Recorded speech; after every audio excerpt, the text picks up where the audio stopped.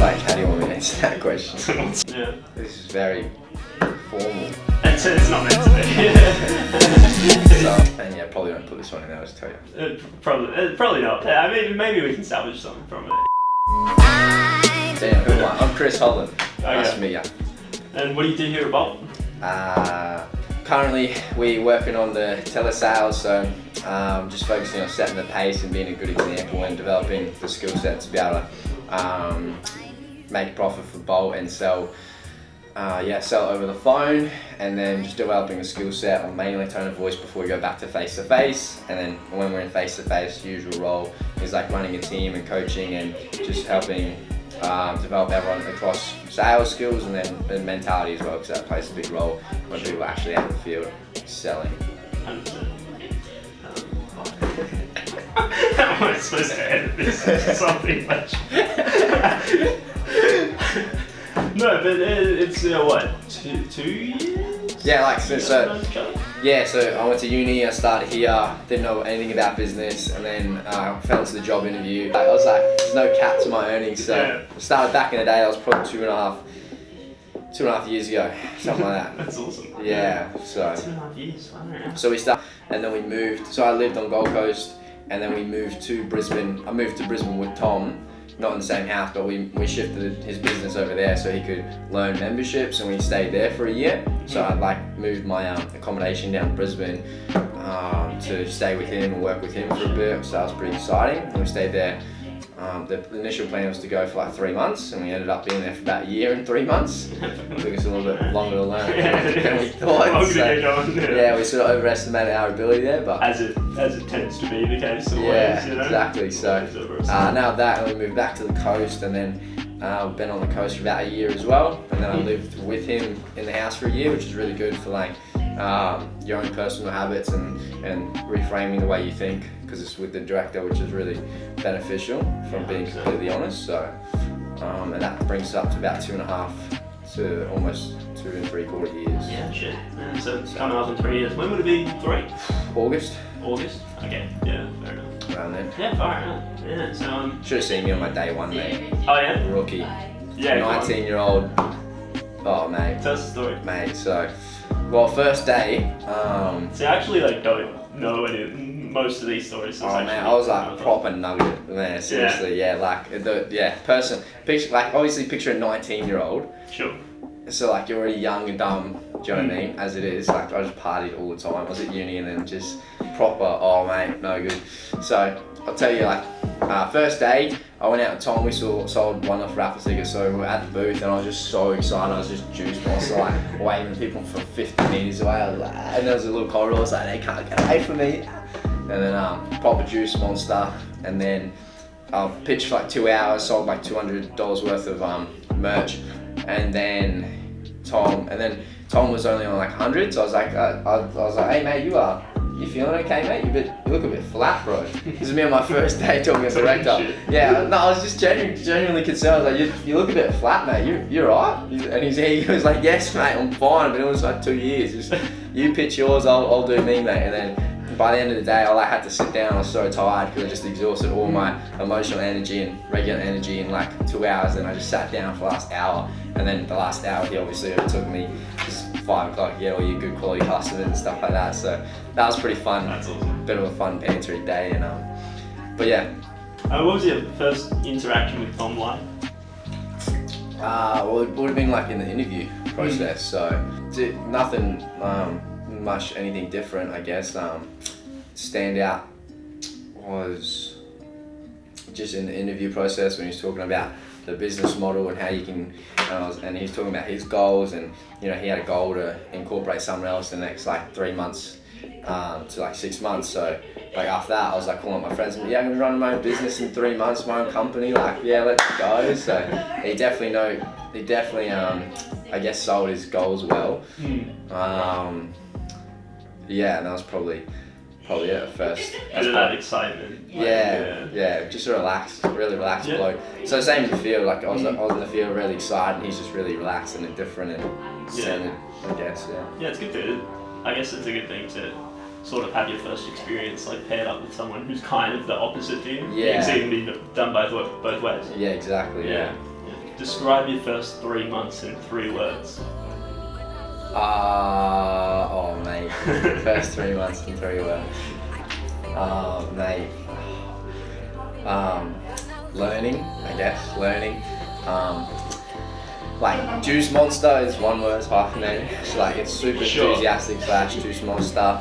It was definitely a fucking. So it was learning. I learned a lot, like learning 3 months, and then juice monster, and then the last one would just be like tired.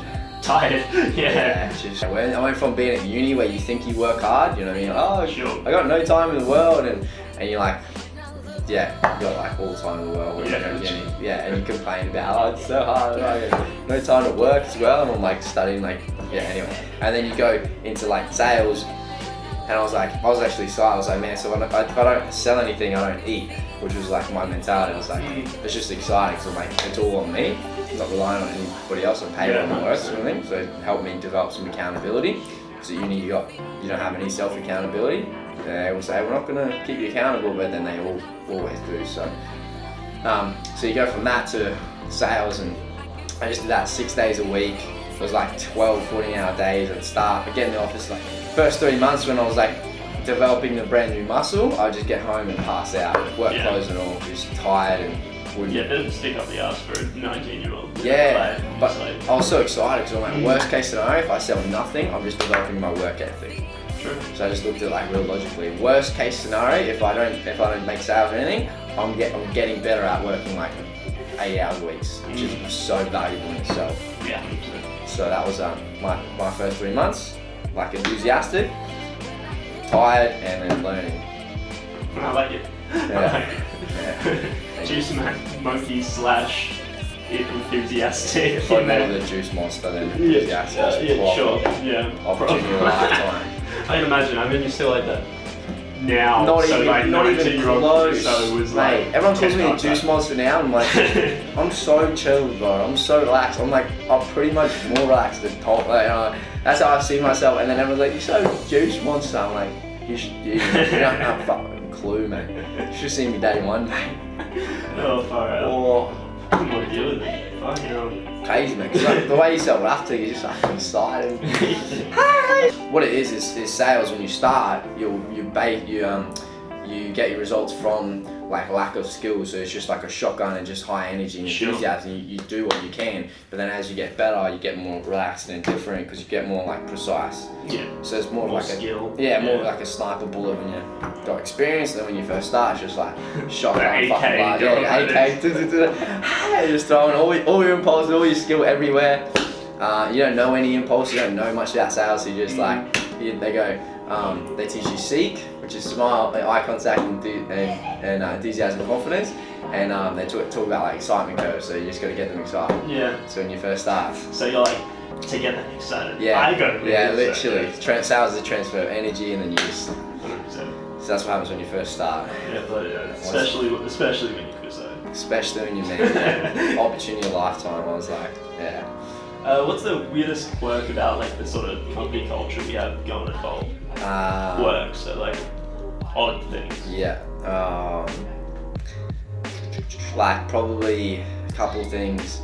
One's like the optimistic, or like we sort of control the conversations in a good way, whereas like workplaces or like just cultures in real life, nobody's really kept accountable for their own well-being, for like the words they use and the negative language and spreading negative vibes everywhere, because no one wants to come to the office, come to their work day and have people talking negative and feel shit when they get there. Sure. Do you know what I mean? But a lot of people settle for it anyway. So one of the quirks is we control the conversations, and we teach people to think and talk more optimistically.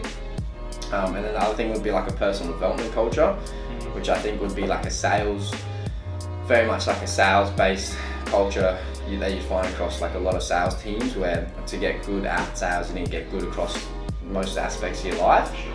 And we're in a culture where everyone wants to be the best version of themselves, develop every area of their life, emotionally, physically, financially.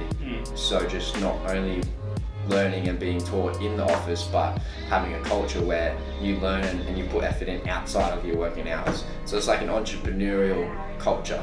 Yeah. Nobody really comes in, clocks out, leaves. Yeah, you're kind of pushing the envelope a lot. Yeah, outside of the regular hours. Yeah, sure. The 9 to 5. Yeah, exactly. Most embarrassing field experience.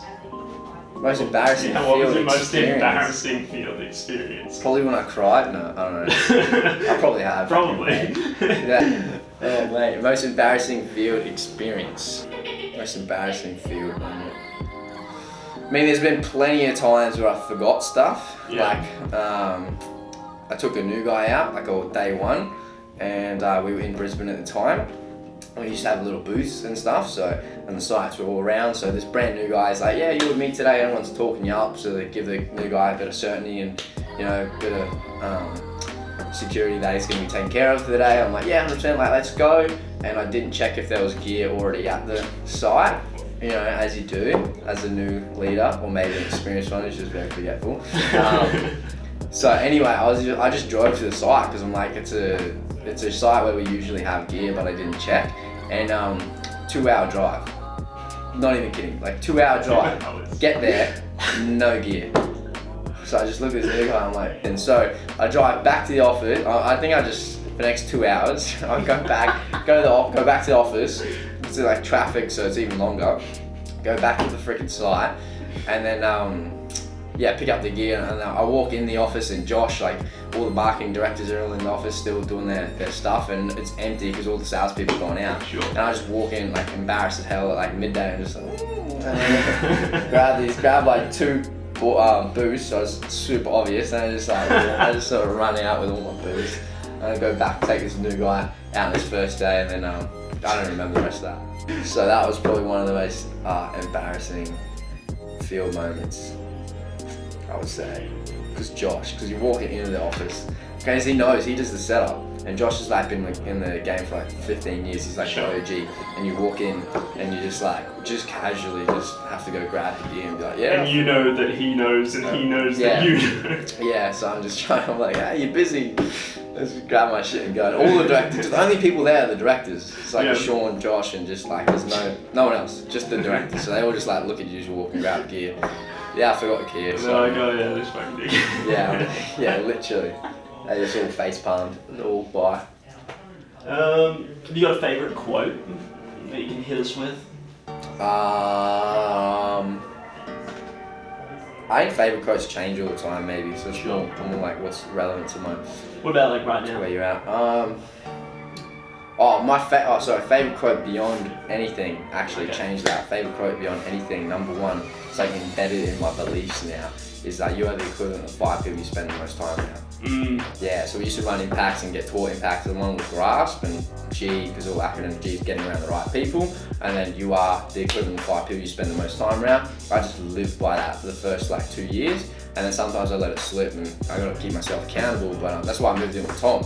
Because I'm like, it just makes sense, man. If I like hang around them long enough, I do what they do, it's proven formula that I'll just become what they are.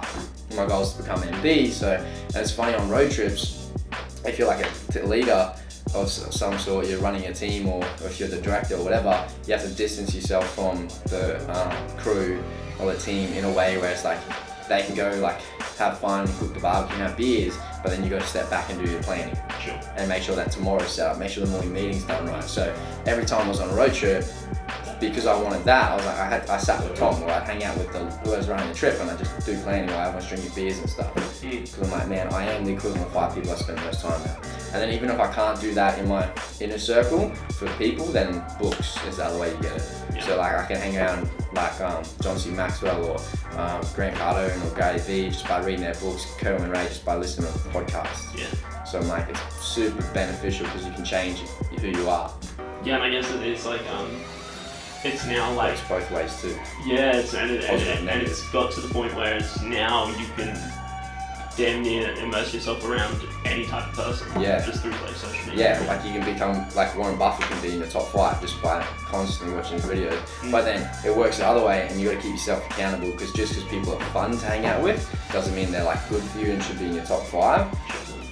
Like, So that's my favourite quote. I guess that links into as well what we were saying about, have you got a favourite book?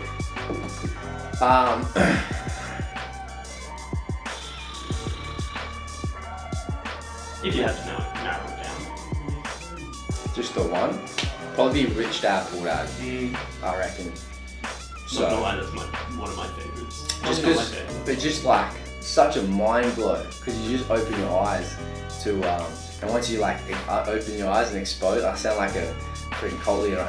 Once you open your eyes, I sound like one of those, man. But it's like seriously, yeah. Like I read the book and it was like, just explained business and rat race and 9 to 5. I was like, man, whoa. It explained how you can put the effort in and sacrifice 10 years and have 50 freedom, or you can sacrifice 50 out of 10. I was like, man, after seeing that and seeing different examples, I'm like, I can't consciously live in a way that makes me sacrifice 50 years knowing that I can do the other one. Do you know what I mean? So, yeah, knowing that you have the choice. Yeah. And I think that's part of the problem as well. Like a lot of people don't realise they have you don't no know. choice. Yeah, exactly. You just think it, because forever I was, and that's what that's what sold me on business for the rest of my life, the cash flow quadrant, that sort of stuff. Because growing up, I didn't know anyone in business. So I'm like, I want this lifestyle which requires a certain amount of money. I don't know the career. I don't know what to do. I don't like go get a job, or how do I get that? I went to uni and asked people, I was like, okay, how do I get a job that pays me $250K a year? I don't care what it is. And then they would just tell me, no, you don't want that. You want family, blah blah blah, bullshit. Because they didn't know. Looking back, because they didn't know there's a way out. Yeah, sure. Yeah. To achieve that. So. Exactly. No, I think a lot of times as well, people try to project what they want onto you, 100%. which is not the right way to go about giving advice. You know. Exactly. So yeah, Rich Dad Poor Dad. Yeah, but yeah, I think there's a reason why so many people say it. You know. It's like one of the first books, and then exposes you, and then you go down this personal development journey. Yeah. It's like a path, you know. You pick that path, and it's just that's the entry point. Yeah, literally it's entry point, because once you read it and you finish it, you can't go back. You can't choose the other path. Yeah, exactly. Because then you know, like. Here's a fun one. So, if you could choose one bolter to be stranded on an island with, who would it be and why would it be me? That was a good one. I just like it because I wrote it as a joke. That's I'm asking a question. Well, I mean, obviously, that would be off camera. I'll pick Zoe. Sure. Why else I pick anyone else? Well, that leads into the next one. All bolters are put on a deserted island. Yeah. Who's the first to die in a survival situation? First to die? Yeah. Straight out the gate? Yeah.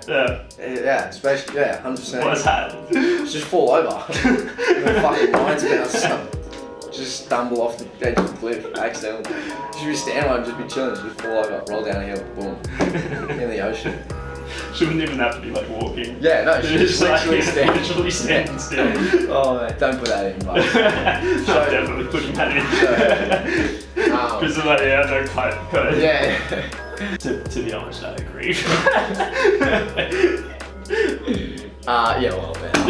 Yeah, secrets. A bit more of a serious question, somewhat serious. Do you believe in luck? I got a story for this. So I was at the Milton office in Brisbane. This is just embedded in my brain, and so is the dude's face. I don't remember him. I don't know what his name is or anything. But anyway, so we're all going out to the field, and we used to have sayings like first to the field, first to get paid. So a sense of urgency to leave the field and get your hustle on. And I was a new guy. I was like, I don't know, second weekend, third weekend. I was carrying my boots and I was like running my car, and I was so excited. And all these people were talking. Because in Milton there used to be like 50 people or whatever in the office, because there's like 8 companies. And anyway, so I'm running out the office, and I go, just some bloke I had agreement with, like, hey, you know, have a good day, like, good luck today. And he just turns around and he's like, mate, we make our own luck. And I was just there like starry-eyed little, I was like, we make our own luck. Went to the field and made my own luck today. So, yeah. For luck, yeah, you make your own luck. Like obviously the harder you work, like Elon Musk didn't get lucky, Michael Jordan didn't get lucky, but when luck, I think it's like, isn't the definition of luck is like when skill meets opportunity? That's literally it, right? When hard work or skill meets opportunity, that's when luck comes into play. Like if you get opportunity, What's just you get opportunities presented to you. Yeah, but you don't have the skill or you haven't done the hard work. Sometimes Everyone gets the opportunities. It's just how you. maybe not even that though. Because let's say I'm on the phone, somebody rings 200 people, they've got 200 opportunities. Yeah, you And- make more opportunities. Yeah, that one customer comes in 199 or whatever, and then somebody rings 20 customers, so they only have 20 opportunities. So their luck is going to play out different. Sure. 100%. I like that. I think we're good. Yeah. Yeah, I liked it. Cheers, mate. Fist bumps. Go. Or elbow bumps. I got bad shoulder, but Oh. don't really want more. What have we got? Alright, what have we got? Last I'm one. having fun now. Throwing people under the bus. Lewis, you're coming. I want to throw him under the bus real quick. Wait, I think I Ask have me a question that you can answer Lewis for. Okay. Most embarrassing story of someone else doing sales. Yeah, juice. Okay. So. Lewis. See how quickly I answered that? I was so certain in that one. So Sure. Lewis, doing sales. So there's one time, this first day ever, he was telling a story when he goes, I took him to the field, and he's like, I think he was telling me about he's got these really cool slip-on socks. And then I was like, what do you mean with slip-on socks? Like, I don't know, socks slip-ons. And then he just like, yeah, he got real red in the face. And then, so now every time I go to the field with him, he's a slip-on sock guy, to be honest. Wait, what did you think was the slip? I don't know. I was like, wow, that's so cool. You should show me your slip-on socks. Like, what's your photos of your slip-on socks? But I think he just meant regular socks because all socks are slip-ons. But like, wait, I'm confused. Did he like? No, I'm speechless. Yeah, correct. Yeah, and he's like, please don't let me be known as a slip-on sock guy. So I was like, alright, keep it under wraps until now. Until now, and everyone sees it. Yeah. Good job, Chris. Mate, I tried, bro. Tried. Tried to keep you safe, bro. You just, Nick forced it out of me, you know? Yeah, it was all my fault. Too smart. Alright, I love it, brother. GG. I think we're good. GG, easy. That was longer than I was meant to go. Whoops.